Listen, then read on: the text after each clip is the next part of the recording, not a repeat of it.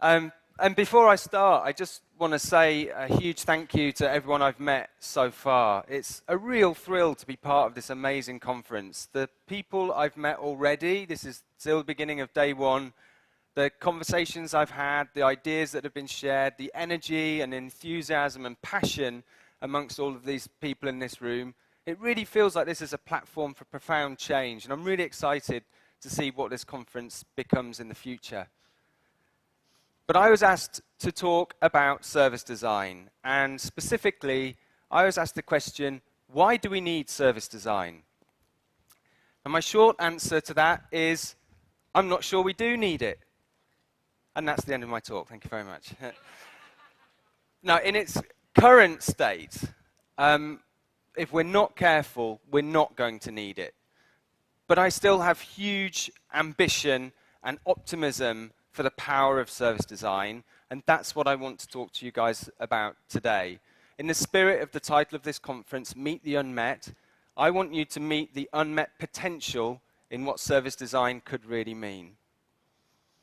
But before I start talking to you about service design, I need to talk to you about design, or at least my version of what design is. It's a complicated word. Everybody in this room has a different view and a different sense of what design means to them. But this is what design means to me. Not an old black and white photograph of people from nearly 100 years ago, but this is the Bauhaus. These people are the founders of the world's first modern design school. And for me, my schooling, my education, and my understanding of design was born here with these people. And I think in most of the conversations I've had already about design today, I think too, most of you and your understanding of design has come from here.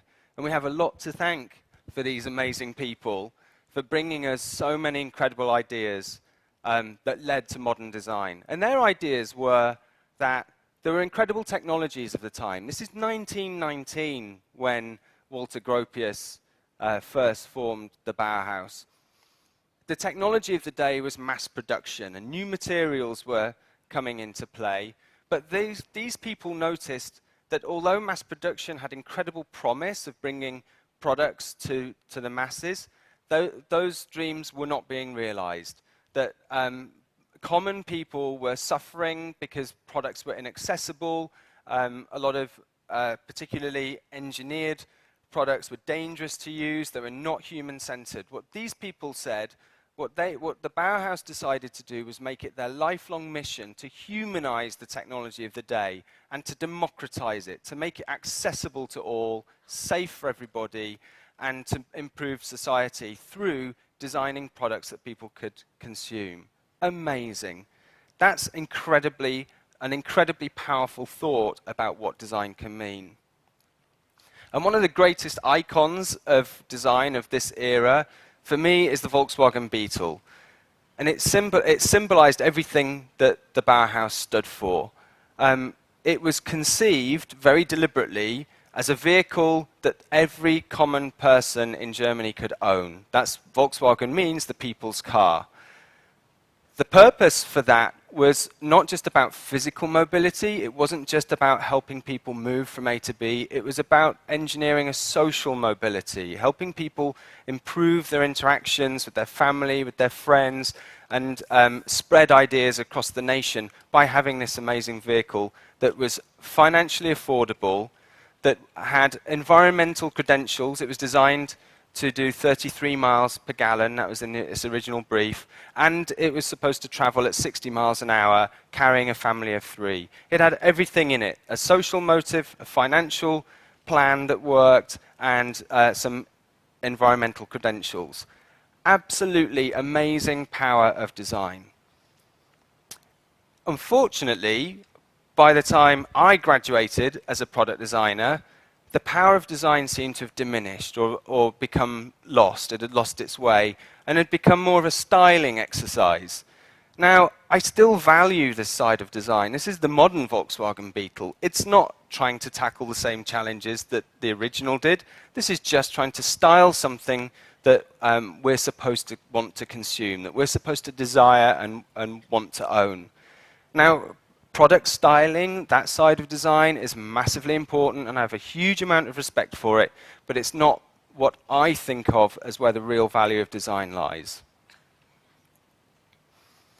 So I trained as a product designer, and I became quickly disillusioned as a young graduate in what product design had become. Because it had moved into styling and had lost its purpose, we were making products that just were not environmentally sustainable. Product ownership is an environmental disaster. That image, I don't know if you can make out what it is, that's a sea of used mobile phones. We're told we should buy products, we buy them, we use them, we throw them away. We were hearing earlier about end of life. The end of life is not a happy one for these products. So owning products is an environmental disaster. It's also financially not particularly smart. So for every Volkswagen Golf that Volkswagen sell, they make just 629 euros. That's, for me, that makes sense as 531 pounds. For you guys, it might make sense as just under 27,000 baht. But 531 pounds to me just doesn't sound like enough profit, enough value, given how much of the Earth's natural resources go into creating that car.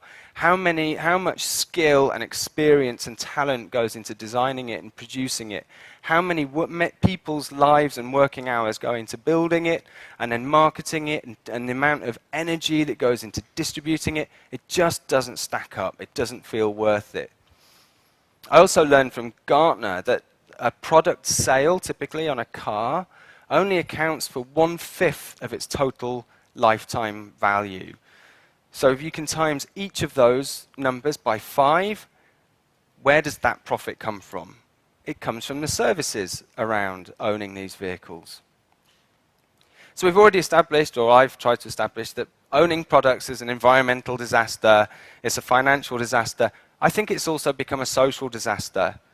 And this, I've talked about two things since I landed in Bangkok. I've talked about design with people, and I've talked about traffic jams. It seems to be one of your favorite topics of conversation.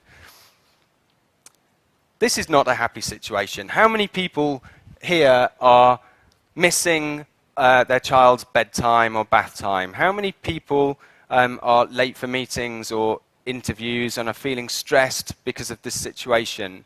The other remarkable thing when I see these traffic queues is how many cars are occupied just by one person. Why are we doing this? There's a perfectly good public transport infrastructure. Why do we feel the need to encase ourselves as individuals in these huge pieces of metal, causing such social fraction? I blame Nike. Not entirely Nike, they're not on their own, but I grew up in an era when product marketing was king, and brands like Nike were our gods. I genuinely believed as a 14-year-old boy that owning a pair of Nike trainers would make me cooler than everybody else. Think about that for 1 second. Owning them made me cooler? No, really, I had to be cool to be cooler. Owning trainers doesn't do anything. But the marketeers convinced me that that's how it worked. I was told that owning trainers made me cool. I was also promised that they would make me faster, a better runner, a higher jumper.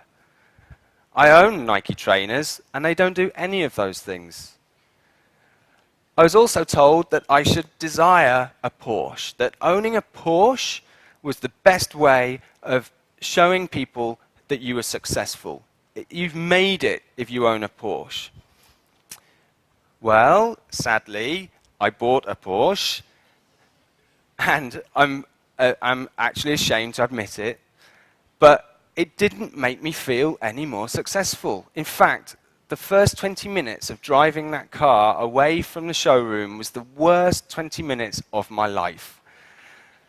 I thought I was going to get in that car and feel like a superstar. I thought I was going to feel like the world's greatest success, and that people would look at me with admiration and think, that guy's made it. Awesome, so cool. I sat in that car and thought, I'm still just the same stupid, lame idiot I was before I got into it.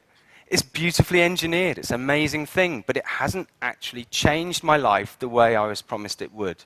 In fact, people started to look at me as a complete idiot and really understand exactly who I was. It's a myth. Product marketing has created a myth, and we've been conditioned to believe it. Coca-Cola, drink Coca-Cola. It's so refreshing on a hot day. It makes you obese.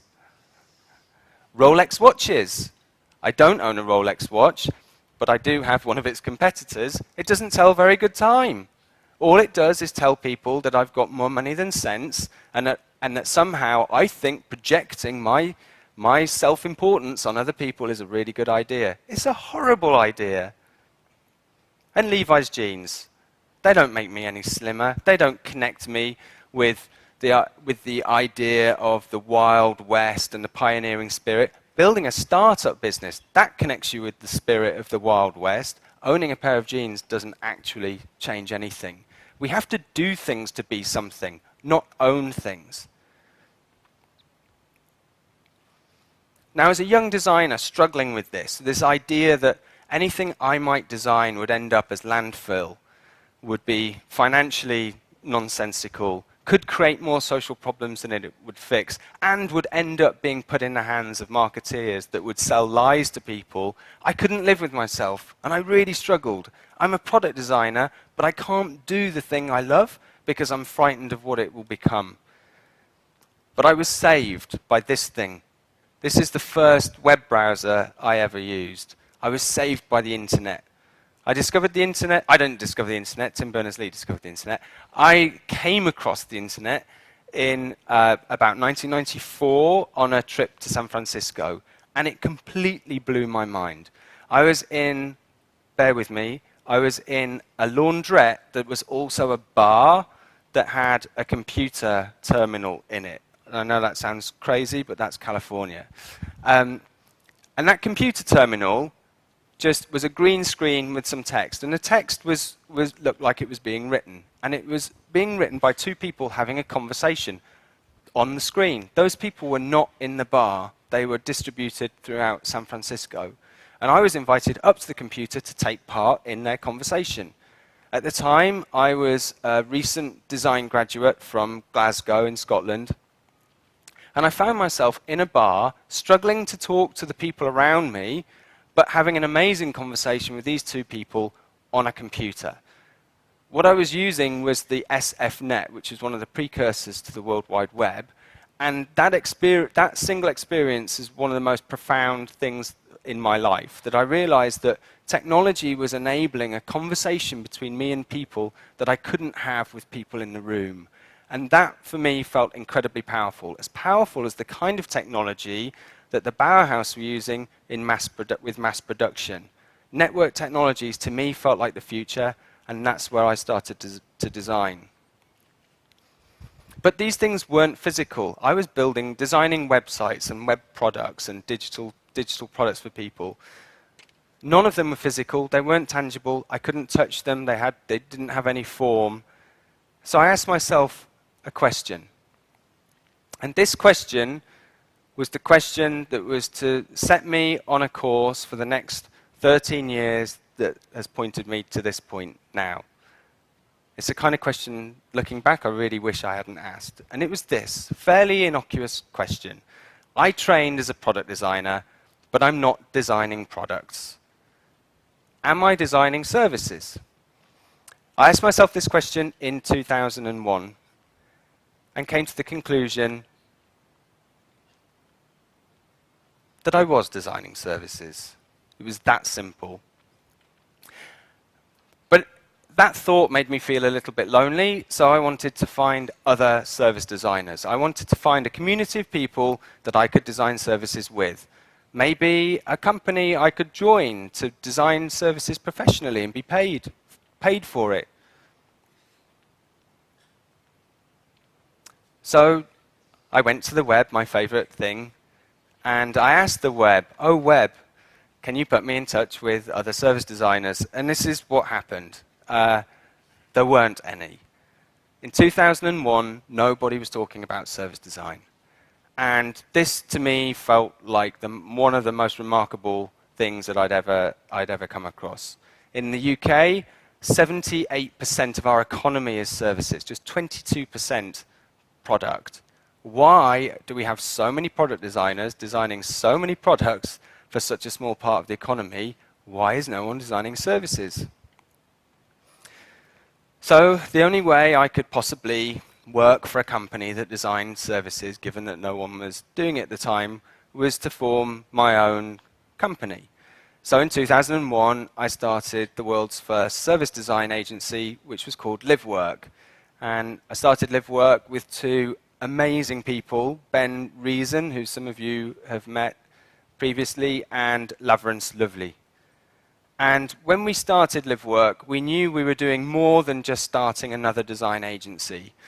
We knew that we were trying to start, at the time we thought we were starting a design discipline. And every discipline needs a purpose. So our purpose, the reason for LiveWork existing, was to achieve this. It wasn't just to pay us a salary and give us a pension, it was actually to make a difference, to make the kind of change in the world that we thought that the Bauhaus had been making at the turn of the previous century. We wanted to shift value from products to services. That's it. We wanted people to believe that using services was a better alternative to buying products. Because, our argument went, services are financially, socially, and environmentally more sustainable. To make that change, we thought we had to do two things. We had to promote the idea of use instead of consumption. Consumption is one of my least favorite words. I absolutely hate the idea that someone in a marketing department in a large company is looking at me and describing me as a consumer. The idea of just the image for me of just consuming all day, every day. We all know what happens maybe 8 hours after consuming far too much food.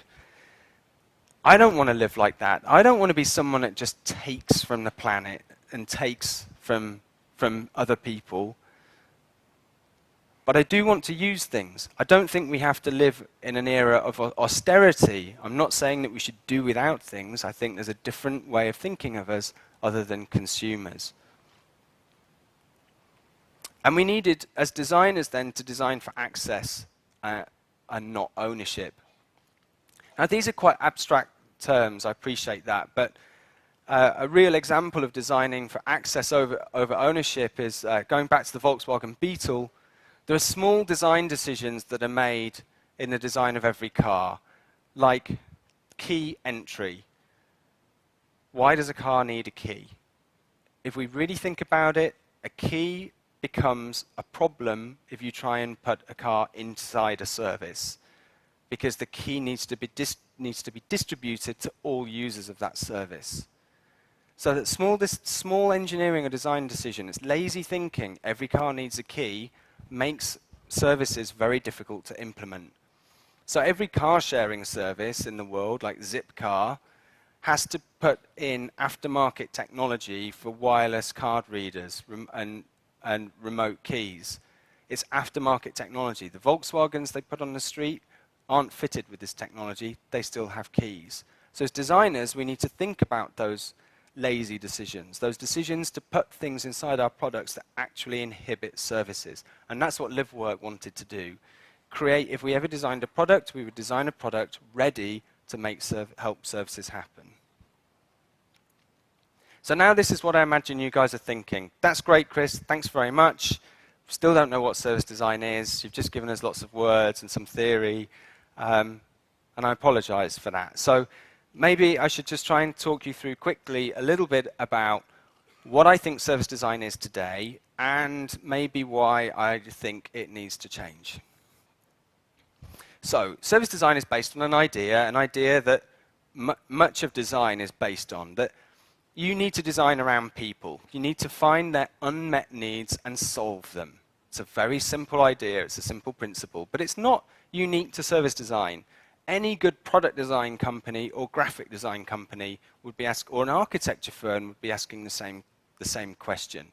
So it's a nice idea, but it's not unique.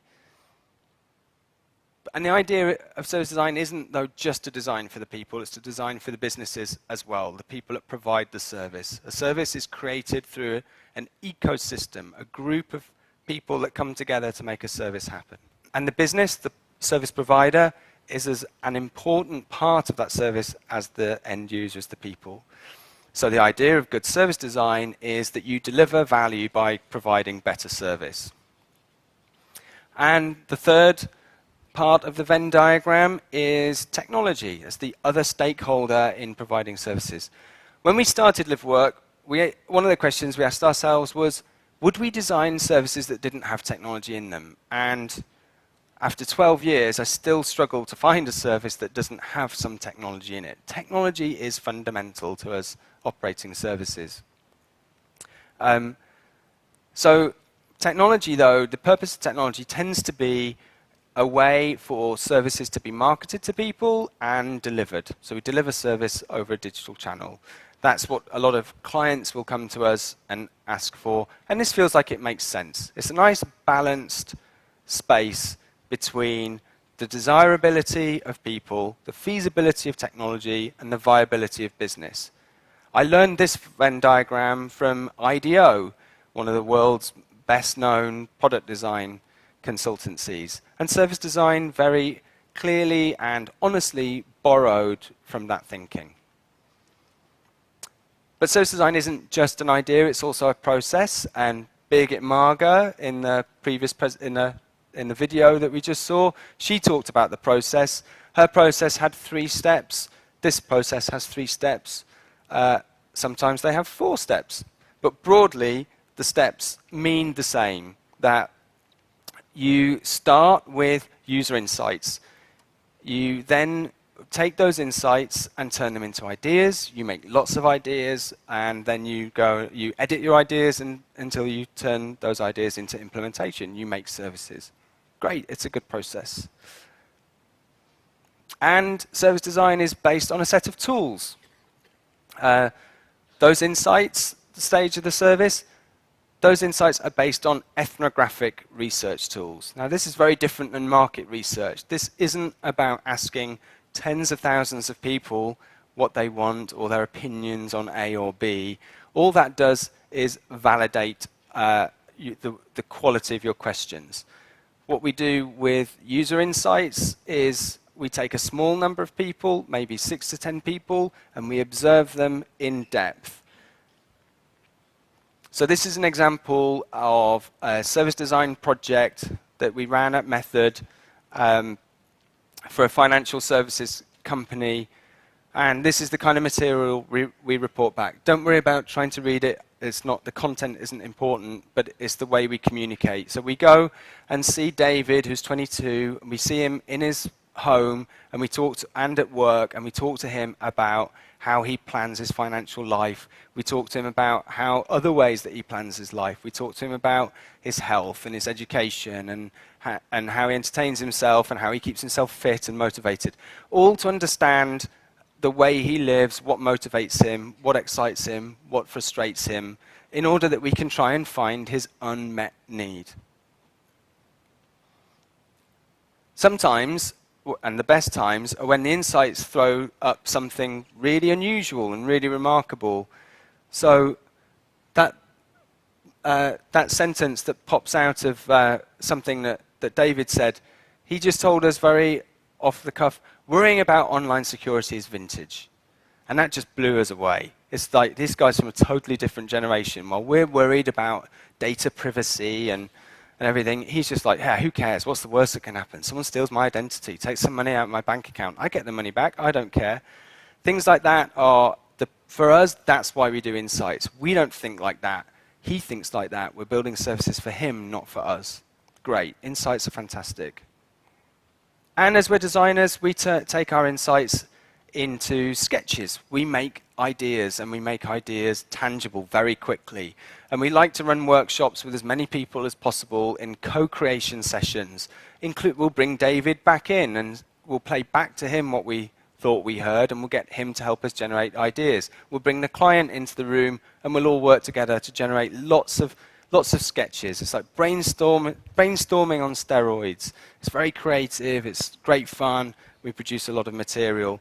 And then we start to refine those sketches. You start to detail them, still very quickly, still very rough, but we start to bring those ideas to life with a bit more detail, until eventually we'll make higher fidelity kind of Photoshop mock-ups, which we can take back to the users eventually to share the idea and see whether or not they're likely to use it, if they like it, and we can test the validity of our ideas. Once a service designer has generated ideas, shared ideas, tested ideas to some level, they then start to think about the implementation of their service. One of the things we'll use a lot are customer journeys. So here's a journey following customers from a retail experience, a travel, and all the way through to work and home. And we map at each point of the journey some remarkable instance where the service can intervene. How can a service help them through this stage of the journey? And what platform will that service emerge on? Will it be a face-to-face conversation? Will it come on a mobile app? Will it come through a website? Will it be a physical presence? All of these touch points are mapped across the customer journey. And then finally, I think the crown jewels in the service designer's, where do you keep crown jewels? In the service designer's crown jewel case is the blueprint, a service blueprint, a fantastic tool for planning and preparing the delivery of a service.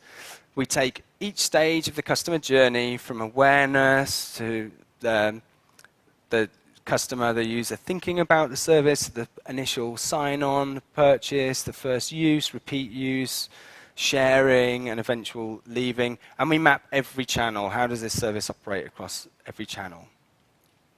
Great, really useful organizational planning tool. But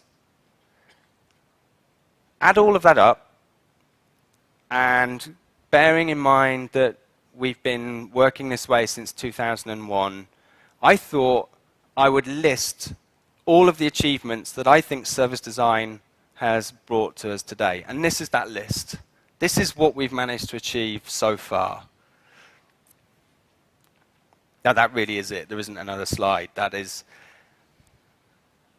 I just don't think we've done anything. I think we've thought a lot, we've learned a lot, we've sketched a lot, we've had some amazing insights, and we've created some of the world's most beautiful organizational diagrams. But a service blueprint doesn't make a service.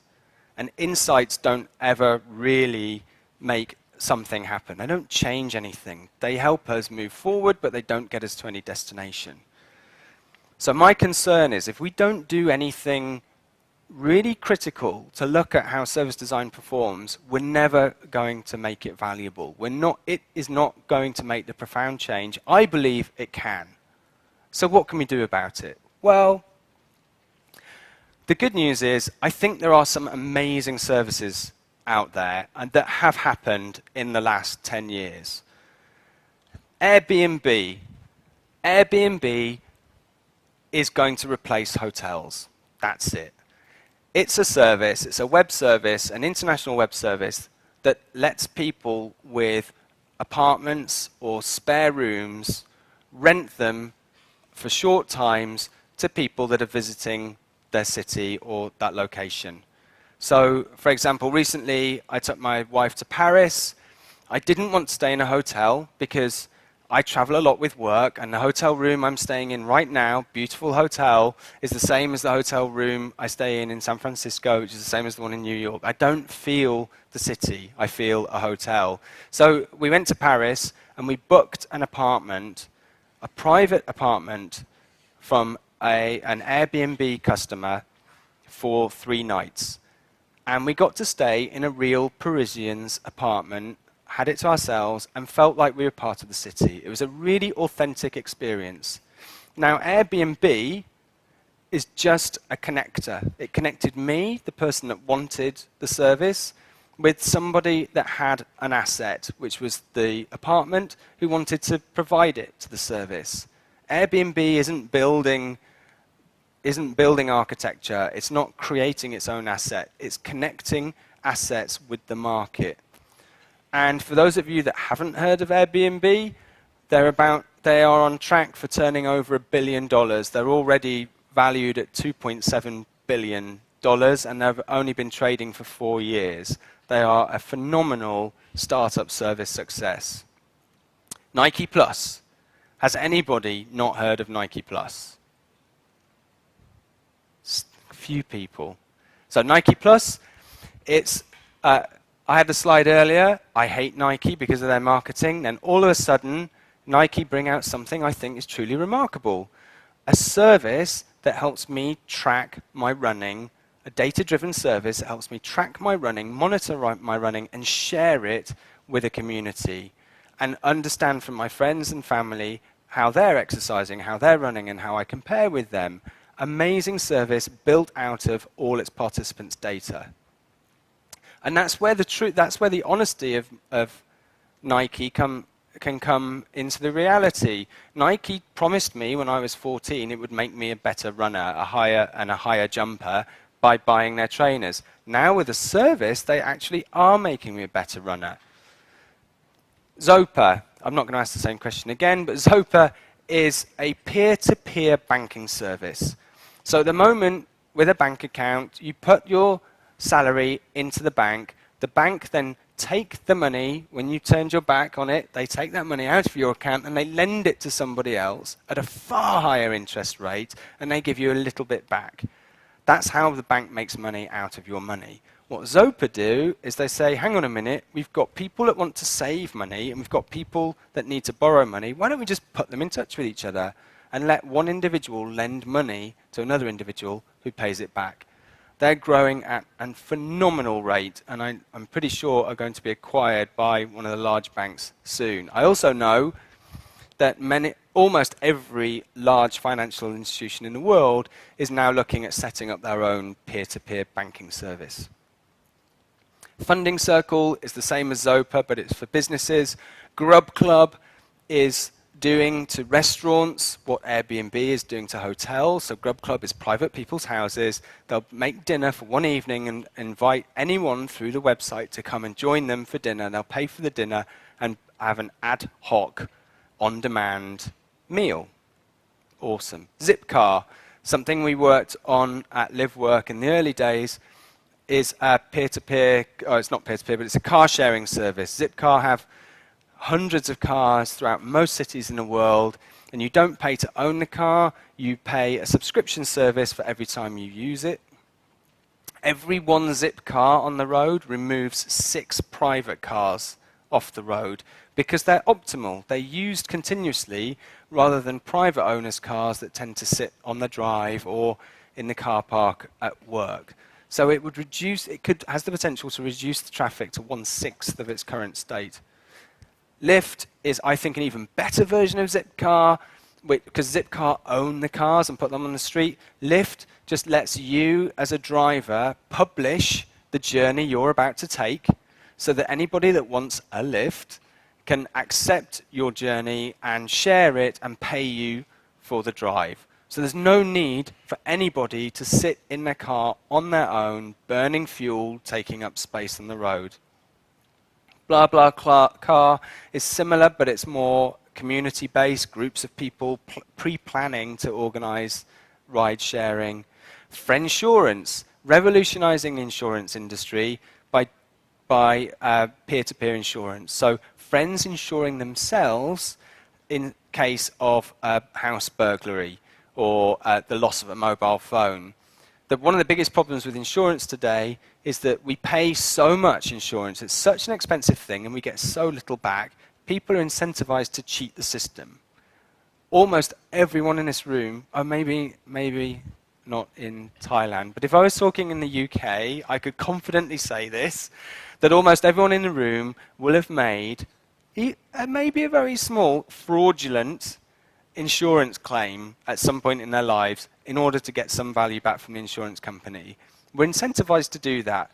But if we insure each other as friends, we're not going to cheat each other. We don't tend to make fraudulent claims if it hurts a network of friends. Friendsurance have built that service, and it's going to revolutionize. And then Kickstarter.com is revolutionizing the product development and marketing and distribution process. This list goes on and on and on. These are amazing new services. These are the kinds of services that I think are transforming the world and should have come from service design, but haven't. So where did they come from? Well, they did follow a process, but it wasn't this process. The problem with this process, the inherent problem, is that it takes a long time. Even if you try and do it quickly, it still takes time to set up the insights, to recruit the people and to follow them. It takes time to set up a co-design workshop with lots of people generating ideas, and it takes even longer to implement. The other problem with this process is that the people that do insights, this is something that Yoon was alluding to in his talk this morning, the people that do the insights, the ethnographers, the social anthropologists, the researchers, are not necessarily the people that generate ideas. So there's a big gap here between those two groups of people. What the researchers hear and what the designers who generate the ideas want to create are often two completely different things. So it takes time, it's inefficient, and there's an inaccuracy of information passing through the line. It's being replaced with this process. This is how most of the startup businesses that I've just presented, this is how they operate. And it's being done by kids. That's the... No, I don't think it's always done by kids. But the lean startup is a process that works something like this, that says, don't do all of your insights up front, at once, and then generate ideas. Just get a little bit of insight, generate an idea, build it, and test it quickly. The aim of the first phase of this project is not to gain insight. The aim is to build something. Build it, launch it, learn from it.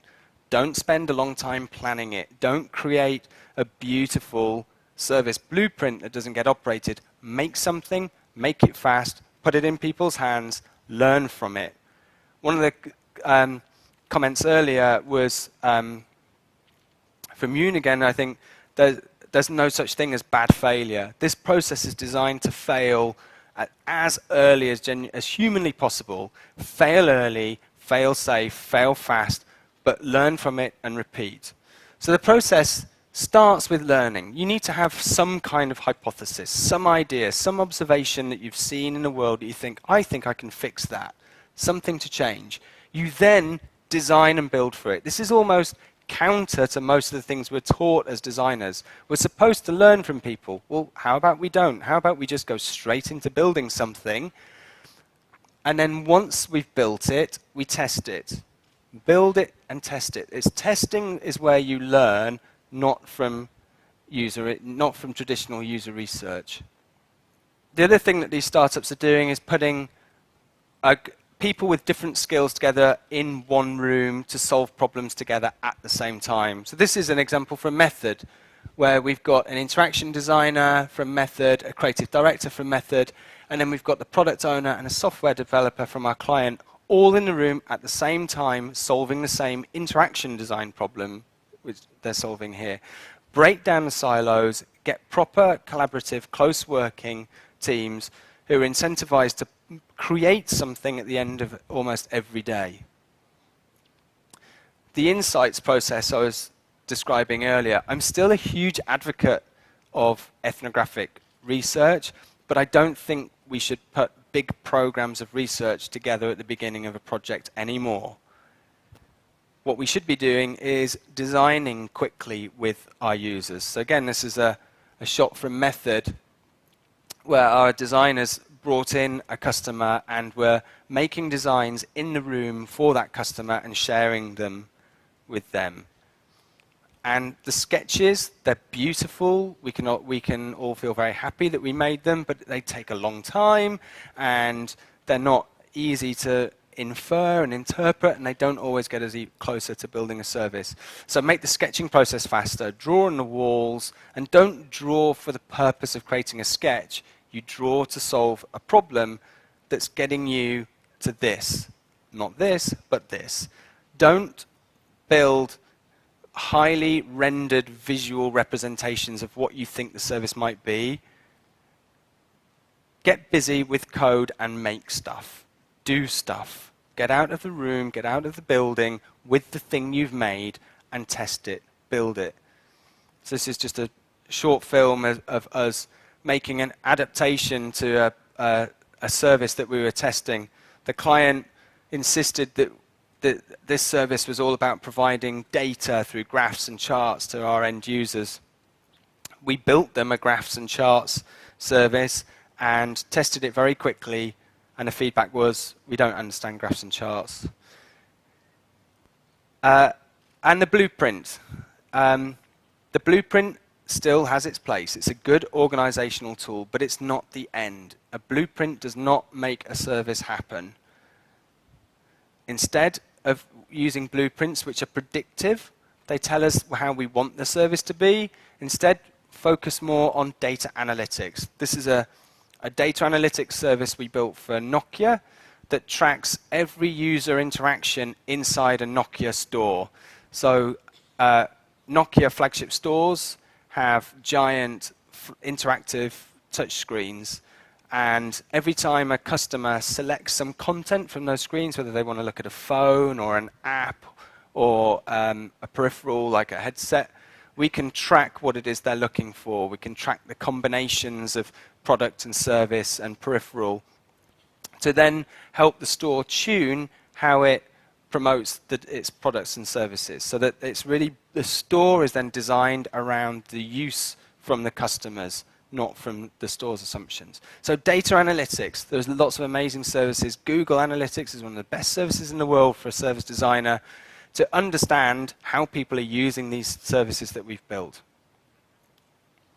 And it was in building this service recently for a client of ours that things really started to come together for me. So that video, some of those pictures I was showing of people sketching with customers, and the video of somebody coding some graphs, that was a real live project for a recent client who wanted us to design a data visualization service that would help people reduce the amount of energy they consume in their homes. We built what they wanted very quickly so that we could test it. And by quickly, I mean in 3 days.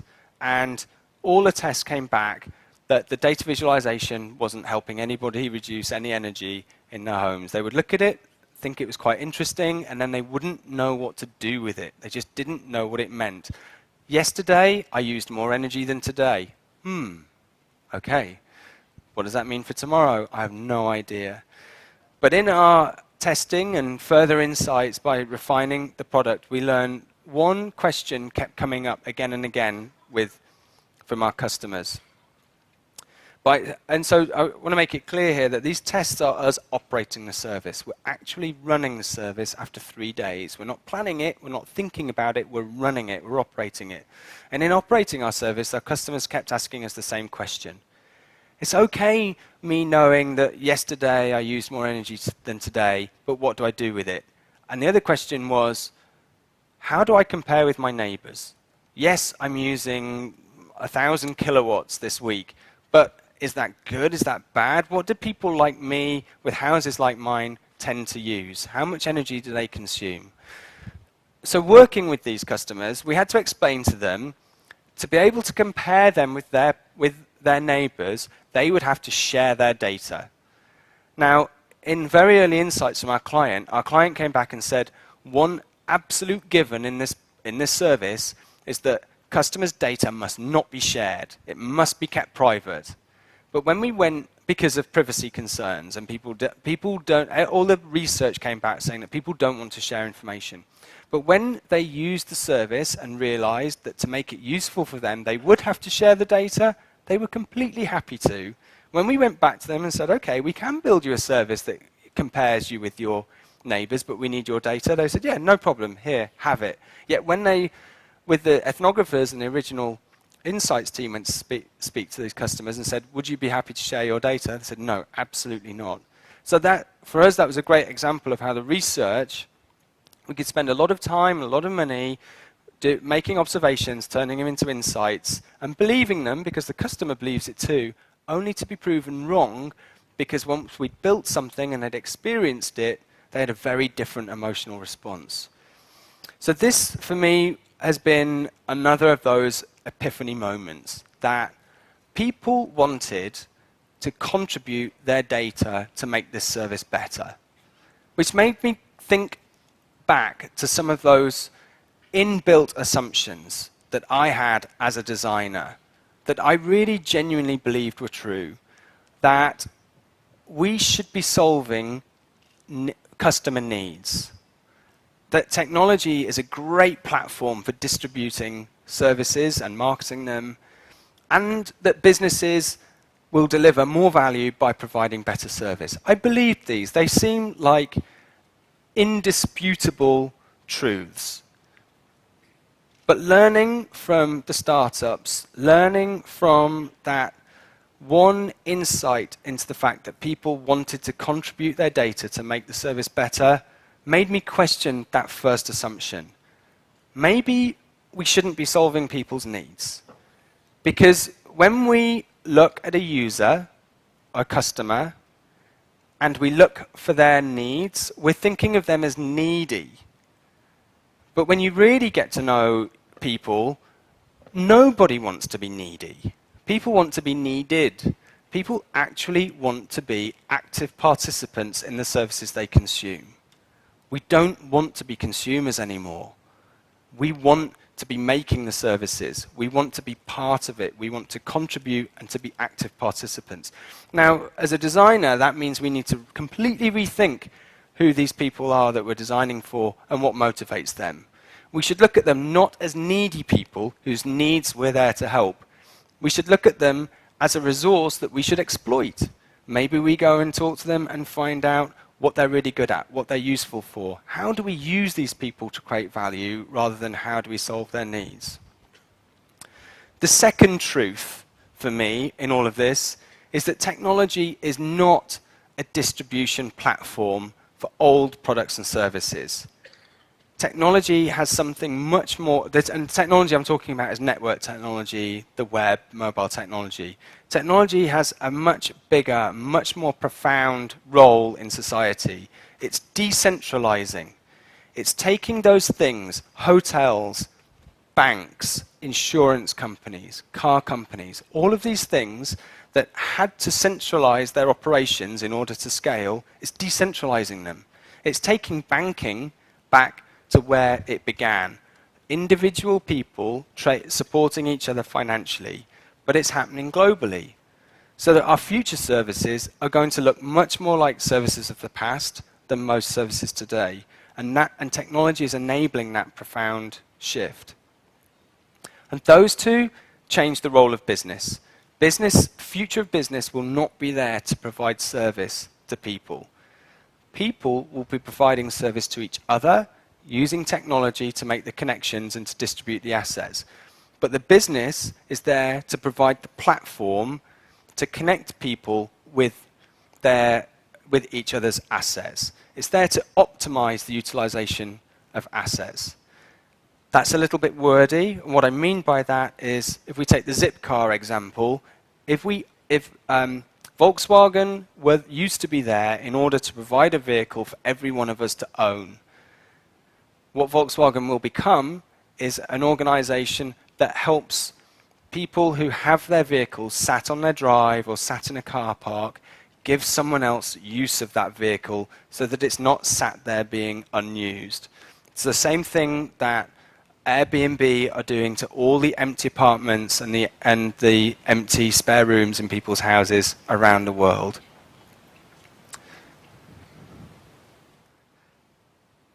And for me, that's something more than an idea. That's a purpose.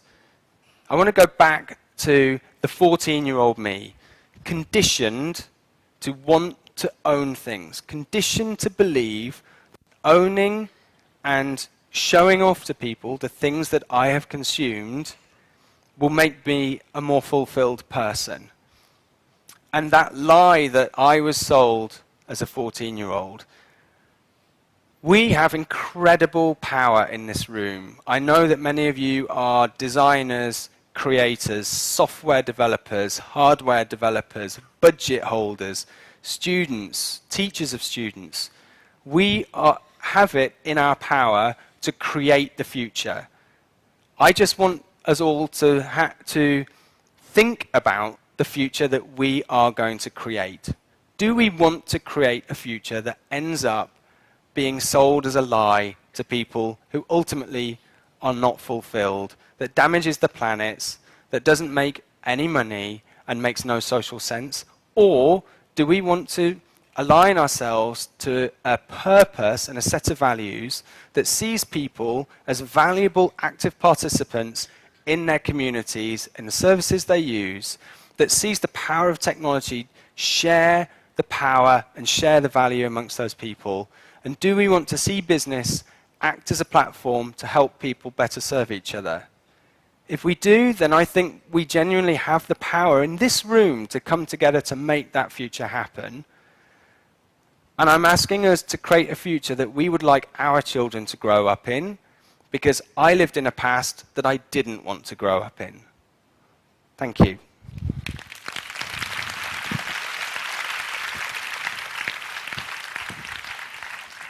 Okay, so it's a Q&A session. I'll start with the first question while the rest of us kind of think about a question. I can see that I was talking to a couple of people there, and you can see the presentation, you know, like to the young and upcoming designers, I see, like, there I see, oh, okay, I'm a product designer. Part of the process is kind of product design oriented. Yeah. Some of it is interaction design oriented. Some of it is graphic design oriented.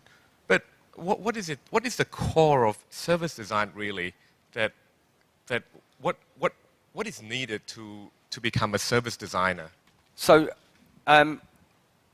this might be a strange thing to say, but if someone comes to me and tells me they're a service designer, I really struggle to understand what it is they do. Okay. If someone comes to me and says they're an interaction designer and they make services, I get it. Or if they're a product designer and that they make products as part of product service systems, I get it. If someone comes to me and says, I'm a researcher and I'm particularly interested in how people are serving each other in the new sharing economy, I get what they do. We need those individual disciplines, but we need them to come together around a common purpose, which is hopefully what I was talking about there. Common purpose to create services that bring people in as participants, that use technology to decentralize the power, and are services that are there to support a platform of service rather than to think the role is to deliver it. So keep the disciplines, but just work together towards a common purpose. I hear a few things here. I hear multidisciplinary teamwork. Yeah. I hear co-creation. Yeah. So a service design as actually a methodology rather than a discipline. Yeah, I think it's a shared belief in a methodology rather than a discipline.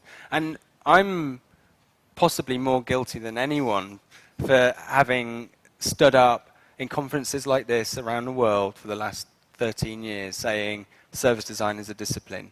I've come to the conclusion, having practiced it for this long, that it really isn't, that it is just a shared belief that can connect lots of other disciplines together to make great services. Right. The other thing is that you are at the forefront of service design when it's in its infancy. And for a country like Thailand where service design is an emerging buzzword more than an industry as such. So what sort of advice can you give people, companies, designers to get into service design or service designing? Yeah, I think you've answered it for me. Don't get into service design. Start designing services. Right. And even then, don't think about designing them. I think one of our mistakes is falling in love with the design bit of the service design and spending a lot of our time using the design tools that we're comfortable with instead of thinking, how do we make this service happen? We just say, how do we design it? You don't need to plan too much a service. You can operate it quickly if you think more about operating it than designing it. So my advice would be go and find a startup and go and work with the startup to go and make services happen, or think like a startup, behave like a startup. And if you're a student or a recent graduate, go and look for all of those assets that aren't being used at the moment, like all of those office meeting rooms that are empty, that are not being used, all those people that need a meeting room that don't work for that company. Could we share meeting rooms in a different way? Look for assets that can be re-shared, relocated, redistributed, and build services around them. Build them fast. Don't spend money or time doing it. Build it, test it, learn from it. And the design comes from the iteration improvement over time, not from the upfront planning. The other thing that, because in your presentation, a word, it's quite a strong word, it was shift. It's a shifting of paradigm. Yeah. And what sort of advice can you give all our audiences here about the shift, from a product mindset to a service mindset? Yeah. I'm guessing the audience is quite diverse. Some people will be from large corporate organizations, some people will be graduates, but my advice generally would be, don't be shy of that shift. And don't try and make small changes towards it, which will end up feeling cynical to the end user. Make a huge leap into it, but just make that huge leap with a small test and learn. Don't try and make a small allowance. Just add, let's bring in a little bit of user participation by creating a forum. Right. That isn't going to work. You've got to properly test, make that shift really happen, but make it happen in a small way. It's very hard for corporates because their old business models they were founded. These enormous companies were based on having assets that they would sell to people. They have to embrace that massive shift, but just test it in a small way. I think there's some questions from the floor. Anyone would like to? Yes. Is it on? Hi. I was wondering, from insights to your execution, is there a certain methods? Is there a one single approach that you take throughout in executing that? No, again, that's an irony. An irony of method. The name of the company I work for is we don't have one method. So everything is bespoke depending on the nature of the request from clients. And what I'm presenting to you today is coming from me, not necessarily from method. But the reality is that even though I believe this with a passion, I'm passionate about thinking and working this way, it's still very difficult to have clients wholly come on board with us. They still like the comfort of lengthy design documents. They like to know that we went and spoke to 14 people or 6 people, 10 people before we built something. They like to have a functional specification requirement before we get to do it. So even though I believe this and we've tested it in places and I can see it happening, making it happen with large corporate clients is still tough. It's still very early days. So no, we don't have one method, and I'm not trying to sell a method, but I've got lots of evidence that there are bits of it that I've been able to test and are working. Yeah, I just, you mentioned a lot about online service, right? And I just wonder about like physical world products like a bottle or like a Coke. How do we like integrate to the service design? Because it seems that there should not be any service design to these things. Yeah, I struggle when it comes to FMCG, fast-moving consumer goods, consumables like Coke cans. You can't servicize everything. There are limits, and that's probably a great example of that limit. But there are people that are doing things with unpackaged goods. So there are stores in the UK now that sell drinks in a huge vat, and you just turn up with your own bottle and they pour it so that they're not consuming so much waste material. There's those kinds of ideas. But that, to me, fast-moving consumer goods are the edge of possibility for services. But then you said that I talked a lot about web services. My argument is they still all exist in the real world. They're just enabled by the web. So Airbnb, it's a website, but I'm staying in a real apartment in a real city called Paris. Zipcar, yes, I might book it online, but I end up driving a real Volkswagen. These are real world services that are enabled by the web. They don't just live in the web. Okay, I think that's the last question. Let's put a big hand for Chris. Thank you. Thank you very much, Chris. Thank you.